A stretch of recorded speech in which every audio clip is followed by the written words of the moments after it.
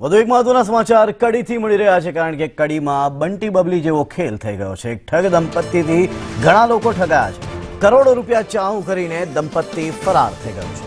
ઠગબાજે લોભામણી લાલચ આપી 6.6 કરોડ પડાવી દીધા અને રોકાણ કરી મોટા નફાની લાલચ આપી હતી। ત્યારે વેપારી અને નોકરિયાત વર્ગને ફસાવી ઠગાઈ કરી દંપતી ફરાર થઈ ગયું છે। કડી પોલીસ સ્ટેશનમાં દંપતીની સામે ફરિયાદ નોંધાઈ છે। તો કડીમાં બંટી બબલી જેવો કિસ્સો બન્યો છે। કડીમાં વિવિધ સ્કીમોમાં રોકાણ કરી મોટો નફો લેવા જતા કેટલાક શિક્ષકો પણ છેતરાયા છે। શિક્ષકના પરિવાર પાસેથી અલગ અલગ ખાતામાંથી પૈસા નંખાવી તથા રોકડ રૂપિયા લઈને કુલ 6,06,95,000 રૂપિયા પડાવી દીધા।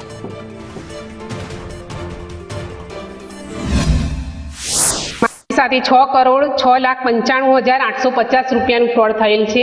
કયા વ્યક્તિએ કર્યું છે તમને ખ્યાલ છે? પટેલ કનૈયાલાલ મણીલાલ પટેલ, રહેવાસી ધરતી સિટી કડી।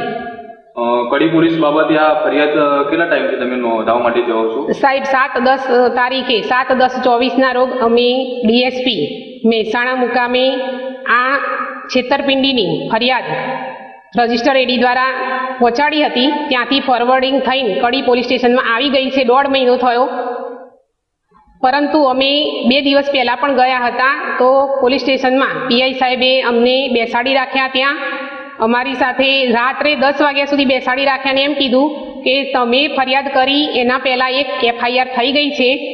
એ એફઆઈઆર 8 કરોડ રૂપિયાની હતી, એની વધારે એમાઉન્ટ હતી એટલે અમે એની એફઆઈઆર કરી દીધી છે। એટલે અમે તમારી એફઆઈઆર નોંધવા માટે તૈયાર નથી। અમે એક એફઆઈઆર નોંધી દીધી છે ઓલરેડી, એટલે હવે તમારી ફરિયાદ નોંધી શકીએ નહીં।